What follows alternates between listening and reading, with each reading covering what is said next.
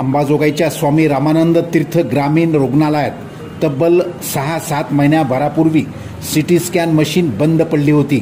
त्यामुळे अंबाजोगाईतील रुग्णांना एकतर केज किंवा परळी उपजिल्हा रुग्णालयात जावे लागायचे. खाजगीत किमान 2 ते 3 हजार रुपये खर्च याचा. अनेक गोरगरीब रुग्ण हा खर्च पेलू शकत नव्हते. रुग्णाची होत असलेली हेळसांड पाहून मराठवाडा दर्पण न्यूज चॅनलने जोपर्यंत सिटी स्कॅन मशीनचा प्रश्न मार्गी लागत नाही तोपर्यंत पाठपुरावा करण्याचे ठरवले. त्याचा परिणाम आज दिसला. शासनाने सिटी स्कॅन मशीन खरेदीसाठी 15 कोटी रुपयाचा निधी मंजूर केला आहे. आम्ही दावा करणार नाही, फक्त मात्र बंद असल्यापासून मशीन सिटी स्कॅन मशीन सुरू होईपर्यंत, निधी मंजूर होईपर्यंत बातम्याच्या माध्यमातून प्रयत्न केला, एवढे मात्र नक्की.